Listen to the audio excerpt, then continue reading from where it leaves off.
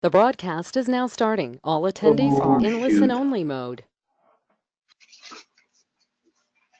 All right, hi everybody. We're going to give everyone a few more minutes. All right, I want to welcome everyone to the Wyoming Women's Business Center's 2018 webinar series. Today's presentation is SEO Basics, Minimum Expectations for Every Business. I'm Kerstin Langley, a business counselor here at the WWBC, and I'll be your moderator today. You'll notice the GoToWebinar control panel on the right side of your screen. I want to call attention to both the questions panel as well as the chat panel. Because if you have any questions or comments for us, I'd like you to use these panels to communicate with us during the presentation. This webinar is being recorded and will be available on our YouTube channel. So you can just go to youtube.com and type in Wyoming Women's Business Center. Make sure you subscribe and check out our other webinars as well. You can also visit our website at wyomingwomen.org or look for us on Facebook. Immediately following this presentation, a survey is going to launch, and we ask you to complete this survey because it provides us, as well as our funding partners, with valuable information and feedback. All of the participants are muted to minimize background noise right now. So once again, if you have any questions or comments during the presentation, go ahead and type them in the chat box or that questions panel. And so we've got several people standing by ready to answer questions today. So again, welcome everybody. If you've just joined us, we're right at the beginning and we're going to dive right in. Again, I'm Kerstin Langley. I'm going to tell you a little bit about the Wyoming Women's Business Center, and then we'll dive right into our content. So today's agenda, SEO basics, minimum expectations for every business, and then of course we'll close with a Q&A. So at the WWBC, we have a specific mission of promoting economic equality in Wyoming through successful business ownership. And we're all about entrepreneurs and business owners. And so what we do is really broken down into three main categories of services, but we are a nonprofit organization that assists individuals who want to start or expand a small business, specifically in the state of Wyoming. And so our program consists of those three main service offerings. The first is business planning and counseling. Our staff at the WWBC offers this at no charge. And if you read some of the call outs on this graphic that you'll see on the left, our primary role is sometimes to just give encouragement. And I often tell my clients that my job is to be a cheerleader for you and your business. The second offering is networking and educational opportunities, really just like this webinar that's being presented to you today. So we also do monthly roundtables across the state, and I mentioned earlier about our YouTube channel. Lastly, we provide access to capital through our microloan program. If you'd like more information on our microloan program, you can contact Waldo Smith, and his email is at the bottom of the screen. So SEO basics, what are the minimum expectations for every business in 2018? I'm going to go through a little bit of content, and then I'm going to introduce our guest speakers for today. But one of the questions that I often get from clients is, well, what exactly is SEO? And so this is the official definition.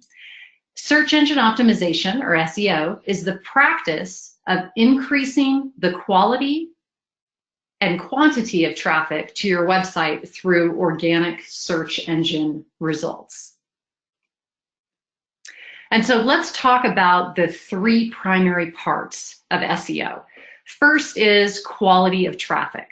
So you can attract all the visitors in the world, but if they're actually coming to your site because Google tells them you're a resource for, let's say, Apple computers, when they're really looking, they're looking at your site for Apple computers, but you're actually selling apples, you're a farmer, then that's not quality traffic, right? So you want to attract visitors who are genuinely interested in the products or the services that you offer. So quality of traffic is important. Second is quantity, right? How many people are coming to your site, assuming that they're quality visitors. Once you have the right people clicking through from those search engine results pages, then more traffic is always going to be better. So there's a little vocabulary hint at the bottom of your screen.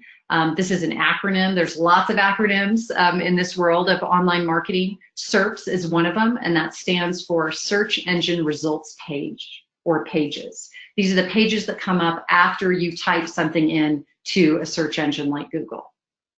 And then last but not least, the third part of SEO is organic results. And organic traffic is any kind of traffic that you don't have to pay for. So this doesn't include ads that you might buy. This is just the organic search results.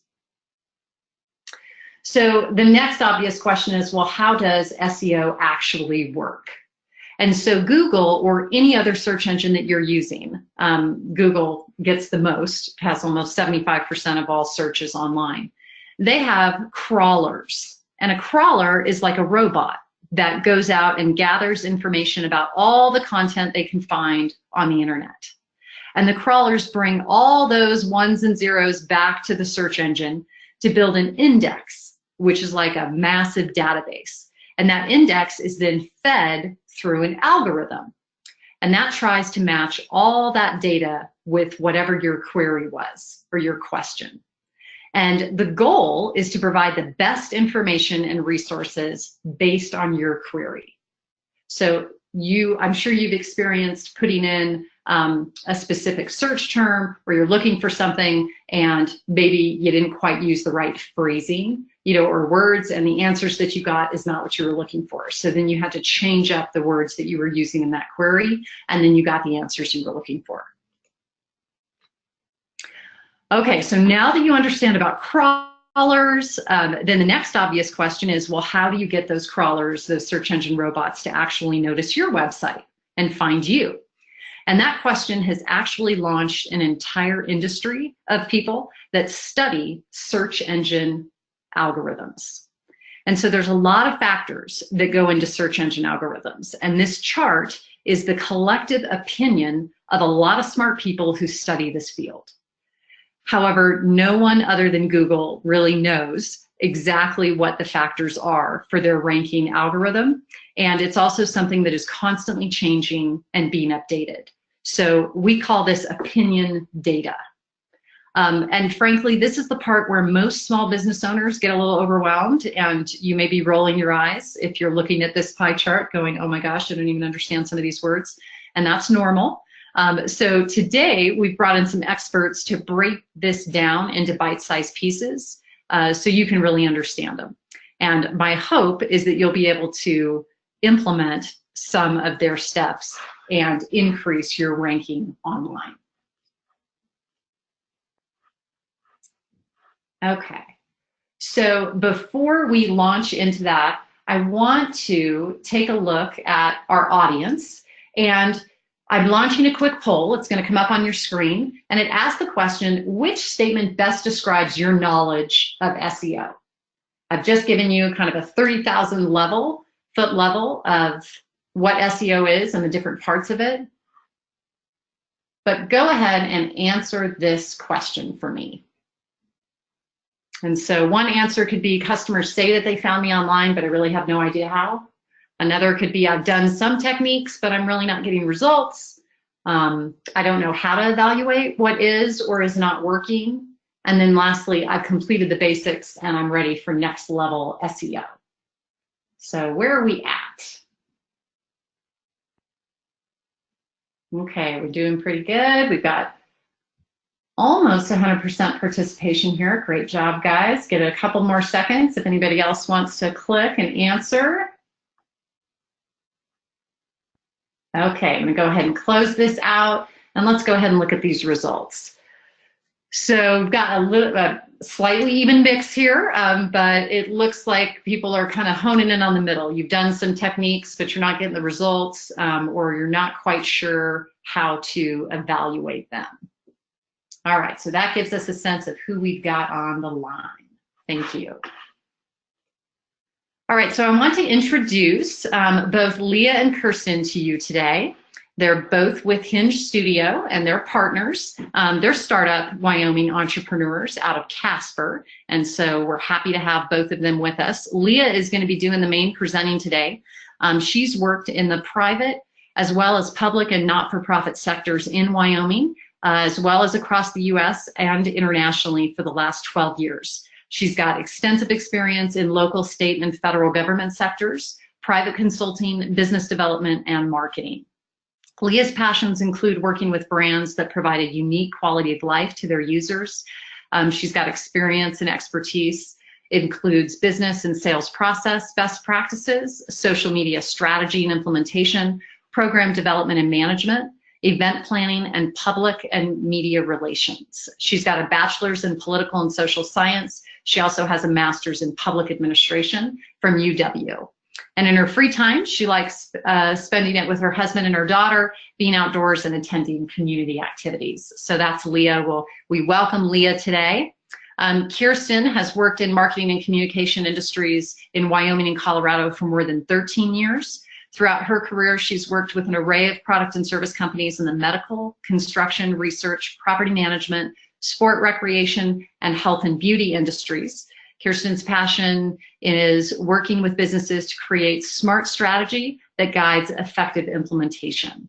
Her expertise includes strategy development, content writing and management, print and web design, search strategy and best practices, and public and media relations. She's got a bachelor's in journalism and communications with an emphasis in public relations and speech communication, and a minor in English from Iowa State University. She also has 2 young sons and a husband that keep her busy outside of work. She enjoys skiing, boating, watching, and participating in her kids' sports activities. So thank you so much, ladies, for joining us today. And I'm going to turn the presentation over to Leah. Perfect. Thank you, Christine. All right. So today we're going to talk about 5 implementable SEO steps that hopefully you can walk away with have a little bit more success with your website. So you can just see these right here on the screen, the 5 things that we're going to talk about: conducting keyword research, creating strong meta descriptions, strategically structuring your URLs, developing and publishing relevant, quality, and consistent content, and then growing popularity and focusing in on links within your site. And what we want to do right now is take another quick poll. So we're going to do the same process here. Let me pop in here. Am I doing this, Christine, or are you popping it in? I just popped it for you. Thank you. So what do you think is the most important aspect of SEO? Please select one of the following: keywords, links, content, or domain authority. So if you'll pop your answer in there, we'll look through these and see maybe what you think towards the end of what is the most important.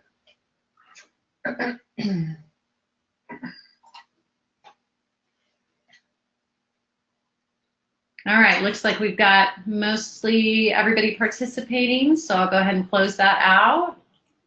And let's share it. Perfect. So it looks like majority believe that keywords are the most important aspect of SEO, followed up by content and links. And then no one really selected domain authority. So we'll talk about this a little bit more, and then maybe we'll see if your decision remains the same towards the end of the presentation.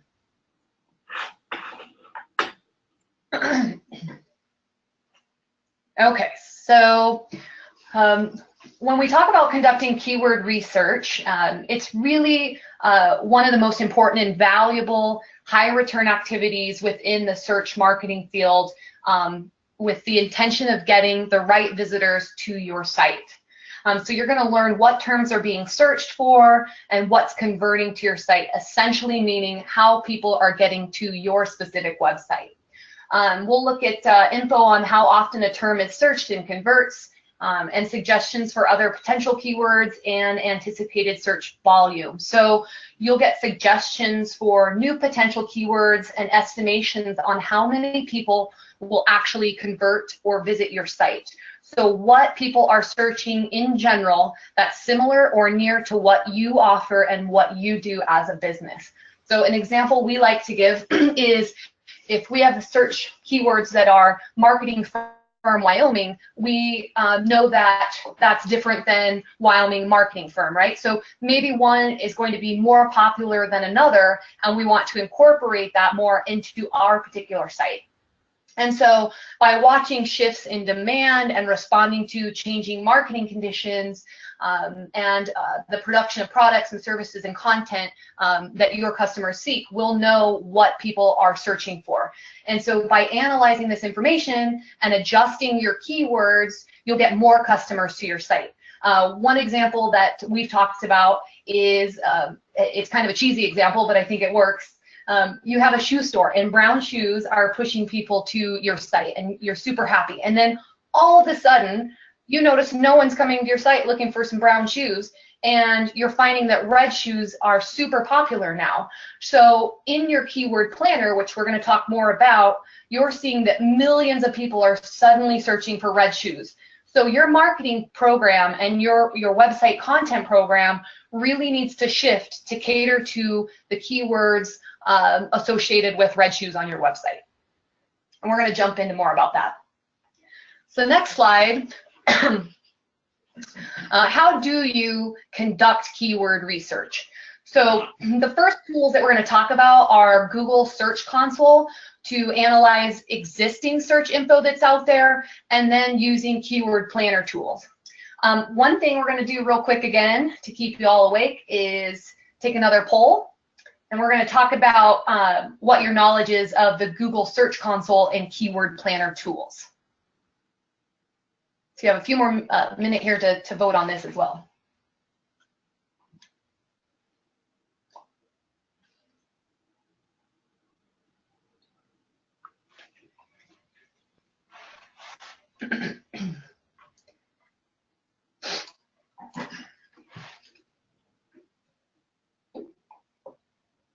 Looks like 80% of you are in. 85.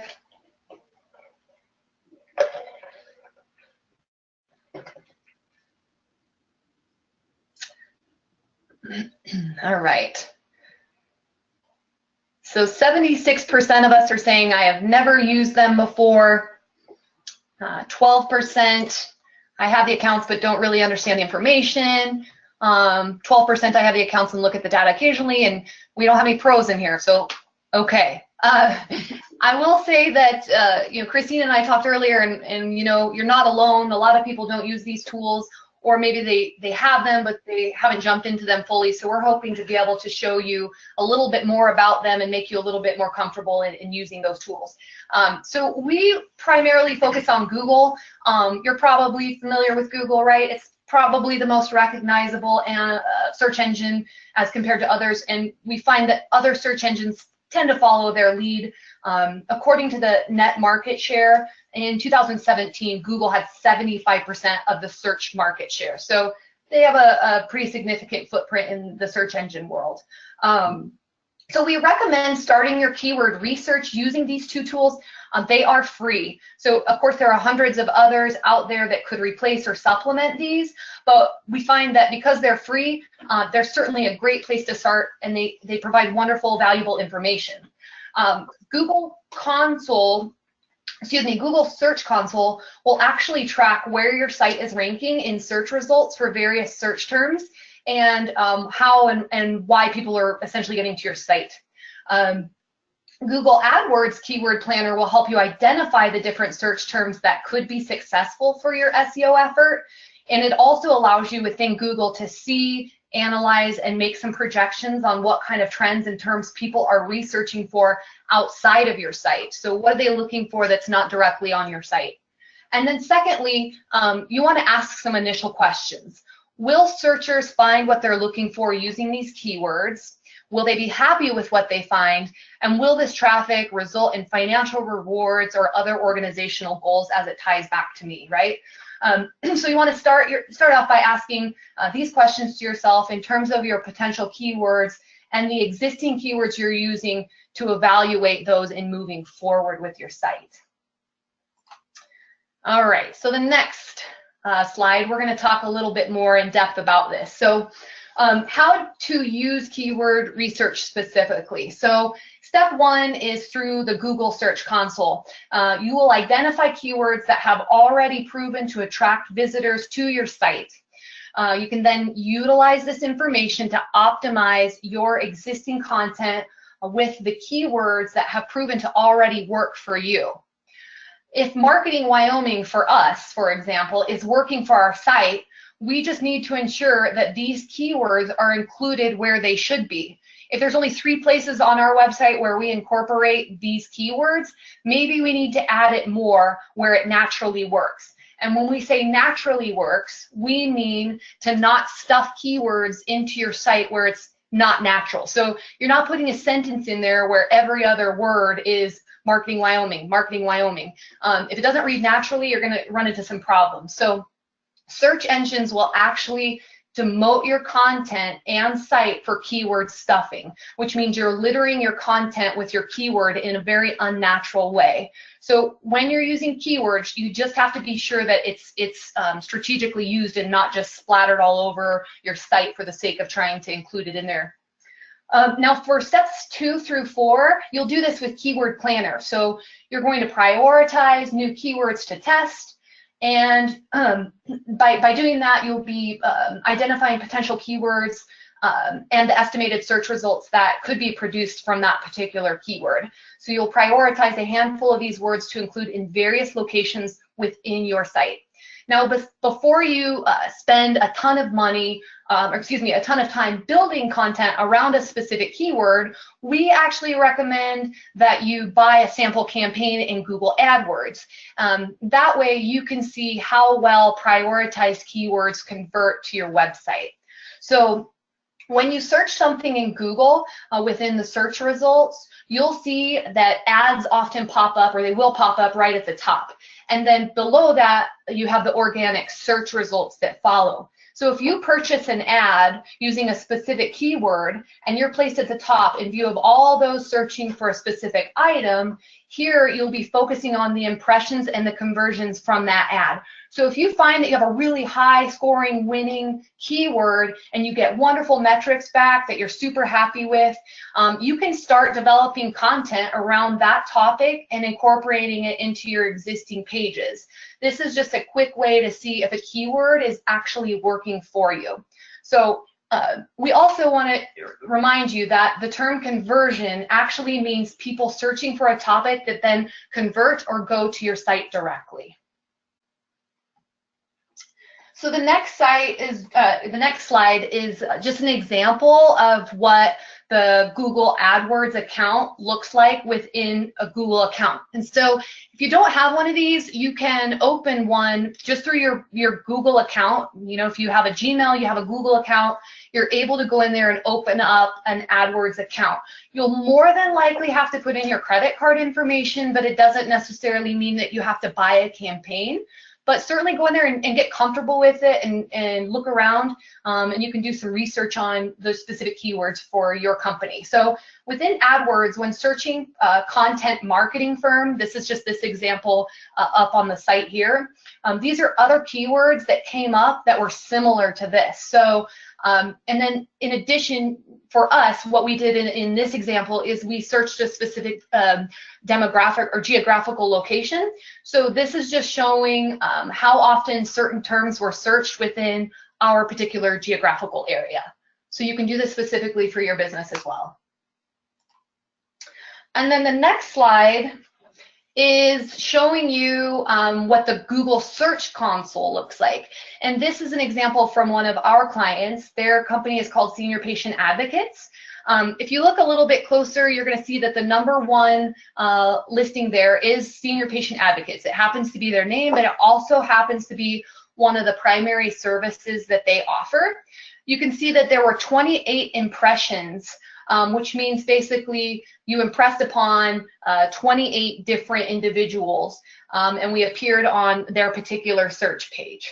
Now, that converts into 15 clicks. So of those 28 impressions, 15 of them clicked, and they clicked through at a rate of 57 with a position of 1. So that was the top leading search information that tied back to us, Senior Patient Advocates. So they could be searching for the name of the company, which happens to be Senior Patient Advocates, or they're actually looking for a senior patient advocate. So that's just the back side of the analytics portion of the Google Search Console. The next slide, we're going to talk a little bit more about how to analyze keyword research. So the first one is, you really need to understand that this is a process of hypothesizing, testing, tracking, and repeating as much as a lot of our work is. And the thought is that, if you find something that is working and is successful, then you push the gas on it when it's great. And if you're quick with it and you're analyzing that information, you should be able to pick up when something's not working right, and you can analyze and adapt it right away. So, and then, tracking and assessing those particular keywords is important. And here's just an example. We in our company really like to focus on return on investment. And so it's just a simple example of how many impressions perhaps you get a day, how many, folks would convert over.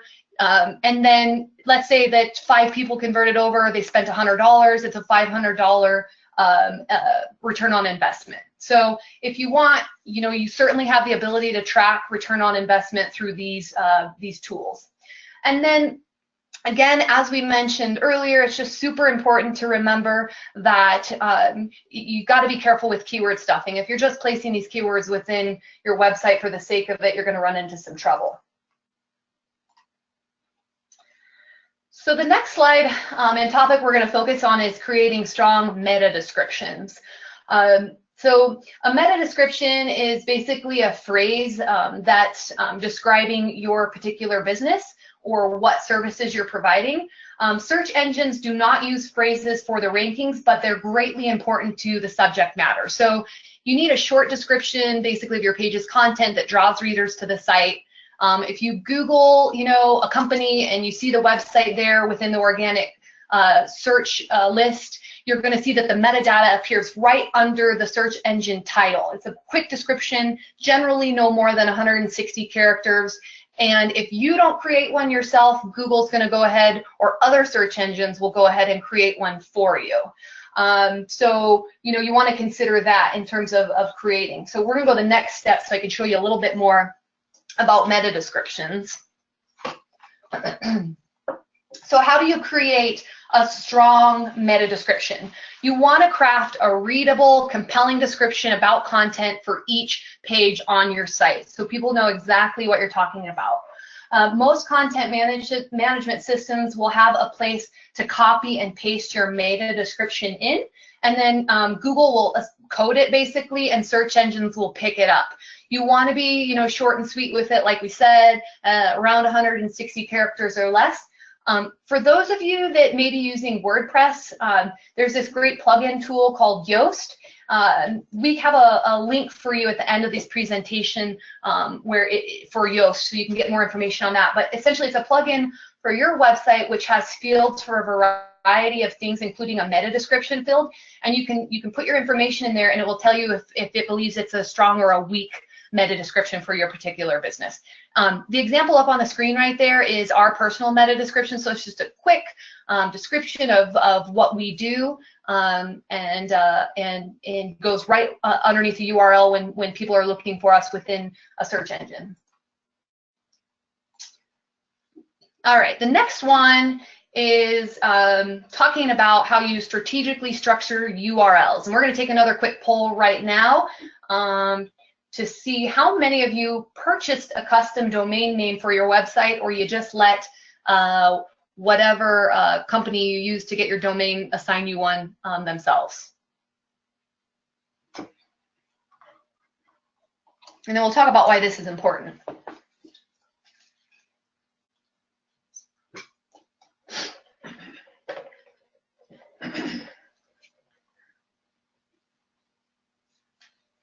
So it looks like majority so far are voting that they did in fact purchase their own custom domain name. So 88% of you did purchase your domain name. Looks like 13% didn't. And we'll talk about why this is something important to consider. So when you're thinking about strategically structuring your URLs, it's just important to know that both search engines, it's important because for search engines and for your particular user's experience. URLs appear in the search engine display settings, the the web browser's address bar, and in content to point to reference pages. So let me skip to the next one. So how to strategically structure your URLs. So the one big thing that you do want to start with is just reviewing automated URLs to ensure they're the best. So if you structure your URLs already, that's great. If you haven't, you really want to pay attention to that. Most of the time, the post number or the post title needs to reflect the content of a certain page that the URL ties to. Or you want to include some keywords in the URL as well. So because URLs are so important to search engines, they will recognize words in the URL as important, including your keywords, which will help you ensure that the content is ranked for the right topics. And then lastly, you want to tighten up your URL. And by that we mean it should be descriptive, but you want to keep it short and free of a lot of characters and spaces. So you can see ours below. We tried to get a little bit creative with ours. Instead of saying, you know, just about us, here's a little about us, and you'll see that at the back end of our URL website, a little about us. So people can look at that and go, oh, okay, they'll assume that we're describing who we are as a company. And then the next topic is developing and publishing relevant, quality, consistent content. Relevant in the sense that search engines will seek long clicks, and if your content isn't relevant and interesting, searchers will tend to leave immediately. So a long click is when someone clicks on a result and they don't immediately click back to get to the page before. If they're staying on that particular page, we're assuming that the content is interesting and important and relevant to them, and they're taking the time to read it. And then secondly, the quality. You want to develop quality content that addresses a searcher's needs to earn some top rankings. So search engines are driven by the intent to find, learn, buy, fix, treat, or understand something, so your content has to address the need of the searchers. And then search engines love consistency. So we'll talk about that more in the next slide. So how do you develop and publish relevant, quality, and consistent content? Well, first, you want to ensure that your titles and keywords are very descriptive of what you're actually writing about. If they're not relating, it's not relevant. You ensure that it grabs the attention of the reader, right?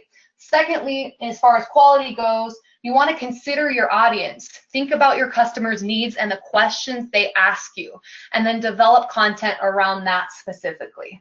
And then lastly, consistency. You have to identify how often you will publish and when you intend to publish, and stick to this schedule. If you're just doing, if you're just trying to start, publishing content, we actually recommend that you jump in and maybe create, 5, 6 different content pieces and have some stored content. And then when you're ready to launch, you have some already ready to go. Maybe you start monthly or you go bi-weekly, and you can increase the frequency as you get settled into a routine.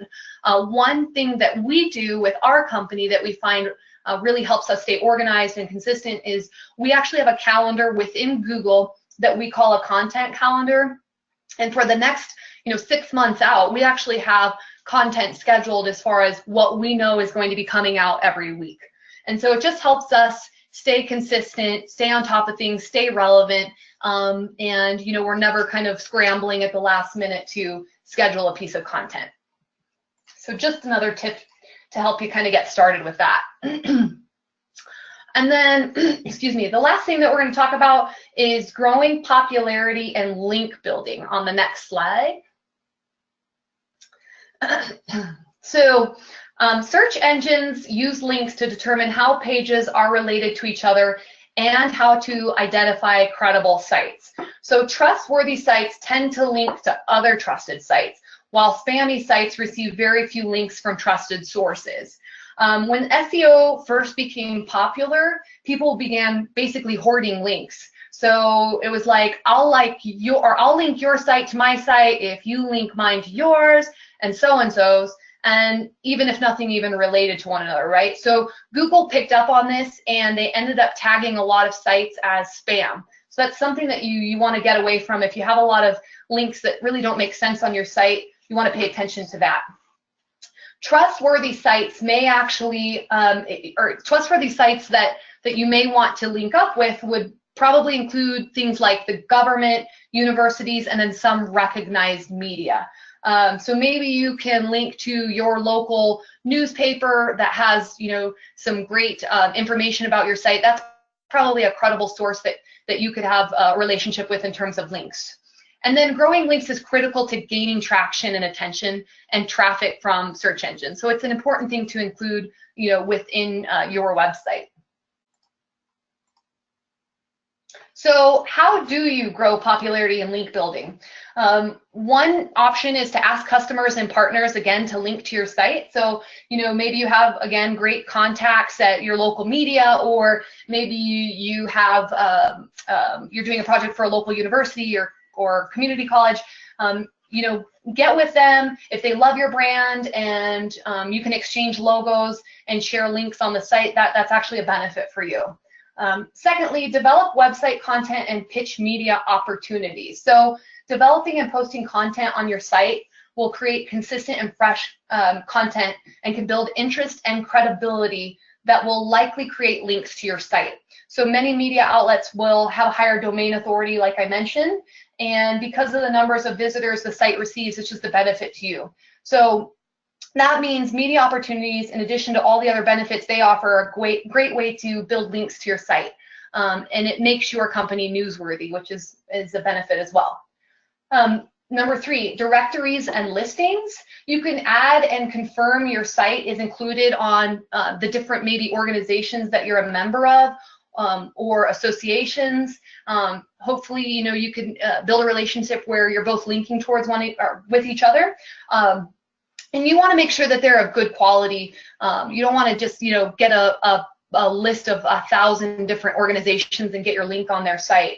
You do want to make sure that things match up and not join just to join. And then freshness. You have to stay fresh on the links, right? You don't want to have a bunch of old links that have been there for years that maybe even be dead links that don't lead to anything. Algorithms also score the dates the content is actually published. So this has to become an activity you incorporate into your regular operations, much like your content calendar. And then lastly, social sharing. Search engines incorporate social signals into their search results. So according to Moz, someone with a large social circle who shares a lot of material is more likely to see that material promoted within search results. And then lastly, tied back to number 1 and 3, algorithms recognize sites that link to each other and often flag these as spam. So choose your sites carefully and strategically. Again, consider sites that are more popular and visited than yours, like universities, governments, credible media sources. And Leah, when we talk about, freshness, that kind of goes back to posting content. So let's do one more poll right here. Because I just want to find out with the people that are on today, how often are you publishing fresh content? Is it weekly? Is it monthly? Is it quarterly? Is it annually? Is it never? Did you launch your website, or did a friend or someone help you do your website and you haven't touched it since? And there's no judgment here. We're just trying to gauge where everybody's at. Okay. We've got about 70% of our votes in. Wait a couple more seconds here.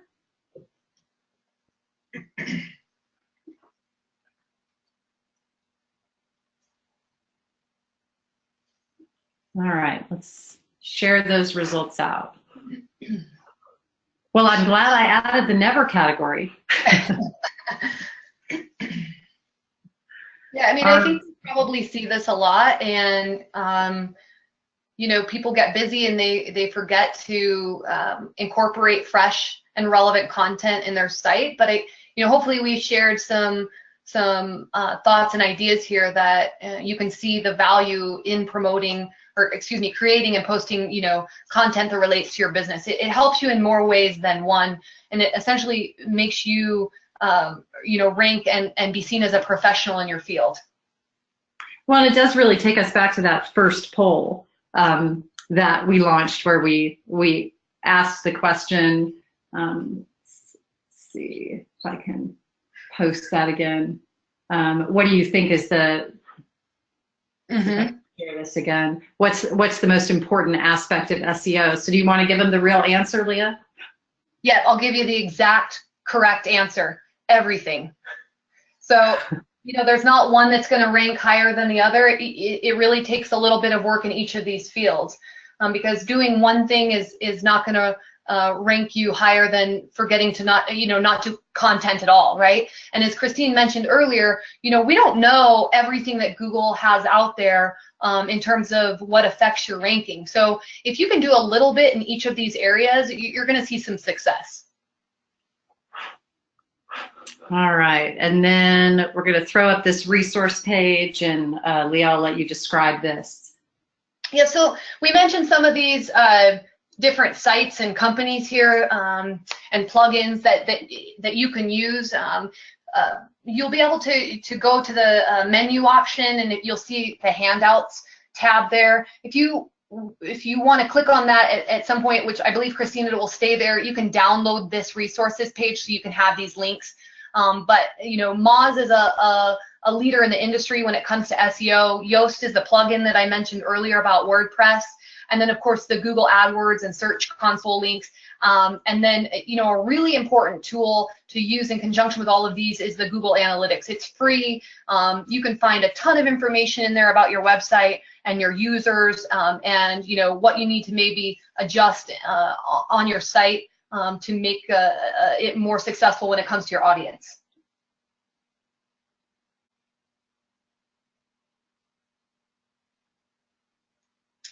And certainly we're happy to take any questions. I'm not seeing any yet over in the drop down quite yet.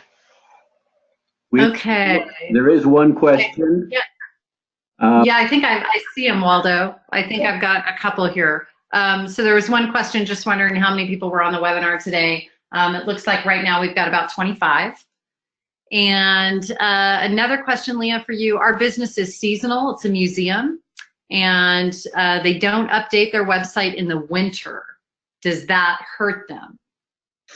I think you definitely want to stay consistent throughout the entire year of posting. You're going to benefit greatly by being consistent throughout the entire year. So maybe you find topics that are related to the museum that you can create well in advance and schedule them out. But I definitely wouldn't take a break from staying on top of content within your website simply because you're closed seasonal. You'll have greater success if you're consistent throughout the entire year. Okay, great. And Leah, one of the things we talked about earlier today, and I also get this question a lot, is, so if I'm an expert in my particular field, right? I have a business and I'm a landscape architect, right? How much time should I spend really understanding and learning all about this marketing aspect before it starts cutting into the profitability of my own business? How do I measure that, or how do I figure out what makes the most sense, or if it's time to hire someone? What's your kind of best answer around that? Yeah, and I'll let my business partner Kerstin, and I have a Jesse Sodden here too, who's our marketing coordinator for our company. They can jump in on this too, but we talked about this earlier, and not everyone is an SEO expert. Not everyone is an expert in creating content, even though they're a professional in their field, or maybe they just don't have the time, and that's okay. Like we chatted earlier, Christine, you're a landscape architect. You're not a professional SEO guru, right? So I think you do have to analyze how much time it's going to take you to do these updates. And is it worth your time to sit and do that yourself? Or is it okay to kind of throw in the towel and hire an agency that can help you do this? Because in the end, you have more success with your return on investment that way than spending your time in front of the computer doing these updates that you're not entirely comfortable with or don't feel like you have a full grasp on. Right. Okay, thanks. I've got a couple more going. One is... Kerstin has something to add real quick there, Christine. Yeah, go ahead. I would just say, as long as you're tracking and analyzing the information in the Search Console and Google Analytics, you can really see what type of value SEO is providing your company, and that should be able to help you decide, how much you're willing to spend personally and how much you'd be willing to spend to hire a firm, and what type of effort you want to put in to SEO. So at least learn how to use those two tools so you have a sense of what's working for you and what's not. Definitely. Right, because otherwise, even if you hired someone, you wouldn't know if what they were doing was effective. So that makes sense. Okay, Right. Another question we've got, I update my store inventory regularly on my website. Is that the same as refreshing or putting up new content?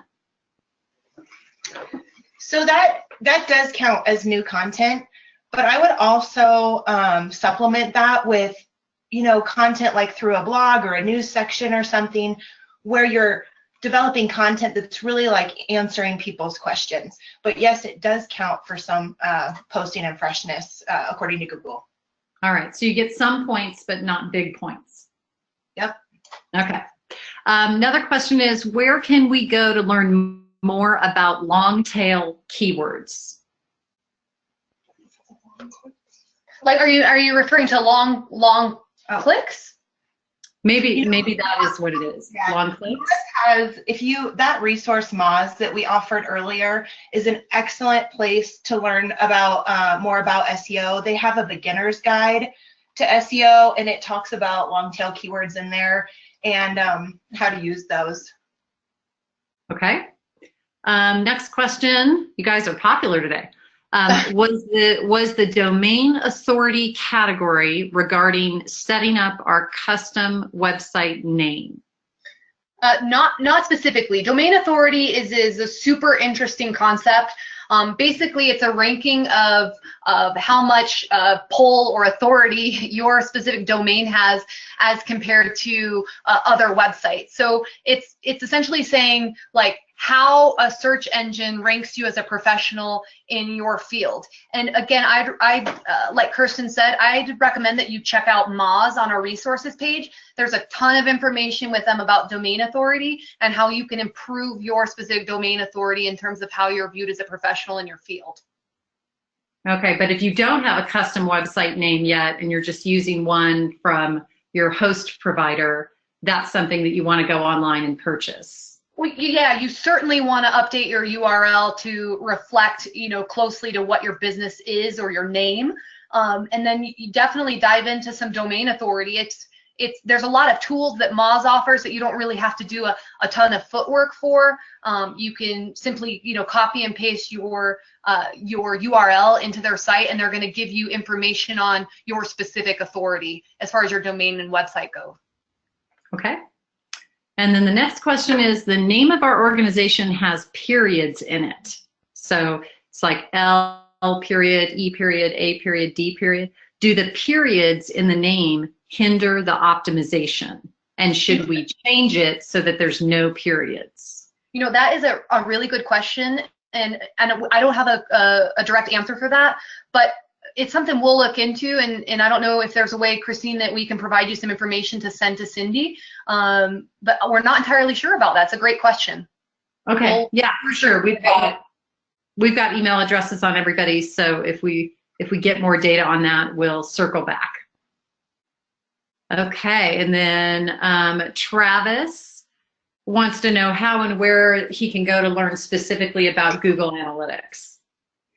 Google Analytics has a Google Academy, so if you Google Analytics, you'll be able to find that. And it's a series of videos that take you through using Google Analytics, and it's really cool because it can give you some focus areas. So like if you're an e-commerce site, it will help you specifically how to, do some updates and utilize it for that purpose also. So Google Analytics Academy. Okay, and so, and then a follow-up to that would be, what if you actually want someone to walk you through the specific information about your site and explain it? Is that something you guys do? Is that something they can, I don't know, find online? Google Analytics will provide some of that, but if some people learn better through one-on-one and, you know, things like that, sitting down and going through things, that's absolutely something that we can help do. Okay.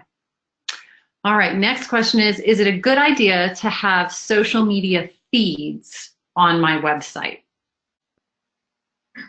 So I don't believe that social media feeds help SEO in any capacity, other than, you know, maybe you could argue that because, you know, you've got your website and your social media feed kind of tied together, that maybe there's some more engagement or something that happens because that. I would definitely say it's a good idea to have your share buttons and your follow buttons on your site prominently placed. Like, I know a really common place for those is in the footer. We have ours right at the top of our pages. We like people to have that access to that right away. So I would say in regards to SEO, it's not important, but if it's something that seems to make sense for your business, and if you tend to update your social media sites more, it might be a good idea to have it on your website. Okay. And then how important is the tail of the domain name? So when you buy a domain name, sometimes you can pick from .com, .org, .biz, and does that matter as far as SEO rankings? I think it matters most in user experience, because obviously if I'm going to a site that's .gov, as a user, I know that that is a .gov site, or it's a government site. You know, I would say most commonly we see .com. I very seldomly see .biz anymore. We often see .org as well. Yeah, and I think that's for lots of nonprofits and organizations. And so I would say it's more important in user experience. Okay. All right, terrific. I think that wraps us up. I've got one more. Look, they just keep flowing. Is it helpful to have a photo gallery? I would say, you know, in today's world, we're very visual, and people like to see photos. We find that in websites and both social media. So I certainly think it doesn't hurt to have a professional style photo gallery within your site. I think Kerstin's going to add something here as well. I would also say that, you know, if you're small business owners and really limited on your time, photo galleries are a really great way to provide updates to your site and help with that consistency and freshness. But make sure that there's an alt tag that is part of your photos, and that helps with SEO. So make sure when you are uploading your photos, you're providing a description to that alt tag. And I always tell clients, you know, that alt tag is how those crawler robots understand what the image is. So that, right? So that's why you have to have the tag on there, because otherwise they don't know what it is, and then you don't get credit for that photo.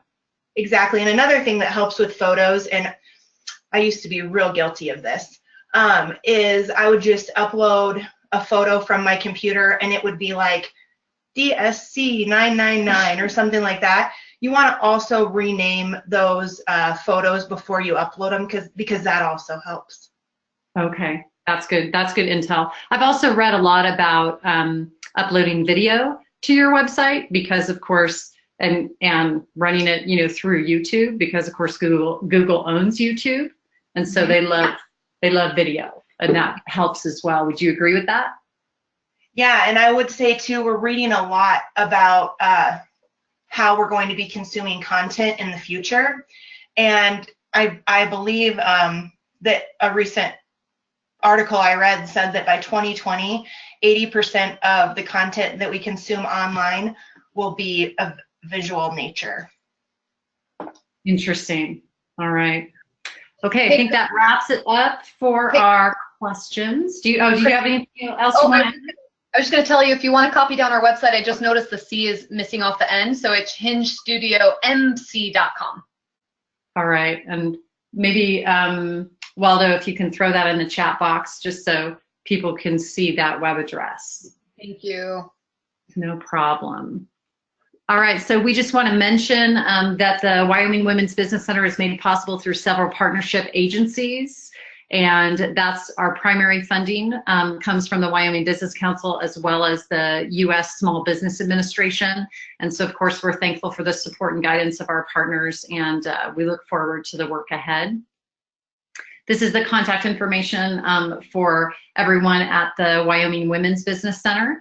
So if you have any questions about today's content or you'd like more information about anything, please don't hesitate to call us.